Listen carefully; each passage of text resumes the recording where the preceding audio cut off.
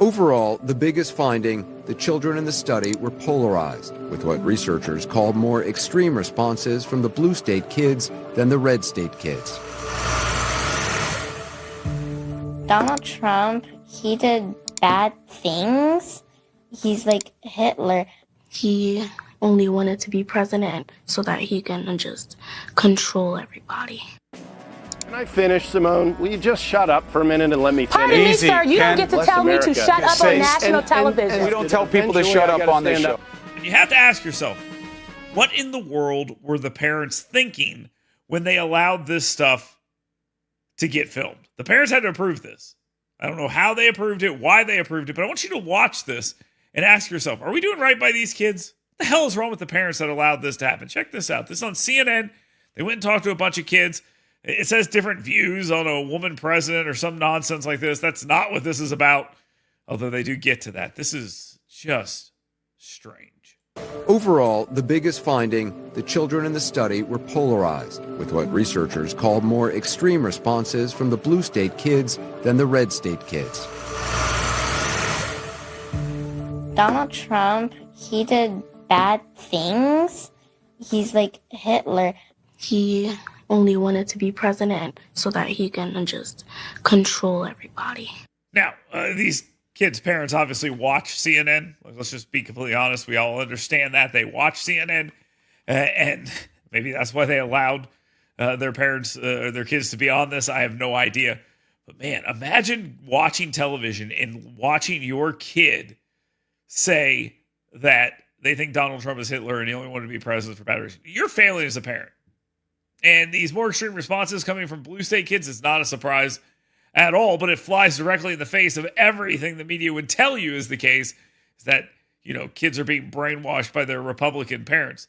Kids are being brainwashed by not only the school systems, but their parents. And they're not afraid to say this stuff at school or out loud. It's wild to think that a little kid would say Donald Trump is Hitler. Trump is supporting January 6th now. I remember that January 6th, it was a bunch of Republicans believing Trump. I feel like they thought Trump was a god. People got arrested. I think one officer died afterwards. That was a big day. I'll tell you this kid's actually more on it than most parents are. Right? At least he understands that. The whole God thing is just brain rot from his parents. But this issue where he's actually discussing this and saying an officer died afterwards, yes, there were officers who killed themselves afterwards. They try to tie them all to January 6th. That's not the case, but they're trying their best to do so. But this kid, this kid is actually less dumb than the other kid. So congratulations to his parents. But a bunch of Republicans who think Trump is God. That is some nonsense that you hear, again, from your parents. And here your kid is out here saying this. And you've got to understand how stupid it is. Now, I have a kid. I have a 6-year-old. His name is Grant, and he knows nothing about politics, and that's how it should be. Let's continue. The study found that these Democrat-leaning kids were about 9 times more likely to express negative emotions about Donald Trump than Republican-leaning kids were about Kamala Harris. Why might that be? Psychologist Ashley Landrum has some ideas. So Donald Trump is a very polarizing figure, and it's very possible that the kids are reacting to their parents reacting to Donald Trump being. You think so? Yeah, you think that might be it? Give this woman a PhD and give her 2 of them. What a genius. Can I offer another thing? Maybe it has a lot to do with that all pop culture has the same mindset and it feeds children and everyone else this garbage nonstop. Could that possibly be it? It's more acceptable to have these insane views. Might that be it? A very different kind of political figure than what we've seen before. So do the red state kids hold as strong of attitudes? Well, not when we're talking about Kamala Harris. In part, that could be because they don't know that much about her. Landrum was also curious about how kids saw their peers in the political divide. So do you think that the kids that live in those 2 houses would be friends with each other? They can. They can? There's no law breaking that. It doesn't matter if you are different by skin color, or it doesn't matter if you are different by people. You can still be friends. I'd like to know their political philosophies. Those 2 kids, I'd like to know what they answered to some of these other questions. They're the ones saying that, because I'm not so sure those answers would be the same if you're talking to Republicans and Democrats. The study found that Republican-leaning kids were more open to visiting a Democrat-supporting household. The Democrat-leaning kids were about 5 times more likely to say they would not want to go to a pro-Trump house. I probably should have watched this a little more before. I didn't see that part. I'm kind of going into this blind, but that's exactly what I assumed it was. I guess I'm just smart. Would they be okay with you going over to somebody's house who is really supportive of President Trump? No. No? And why not?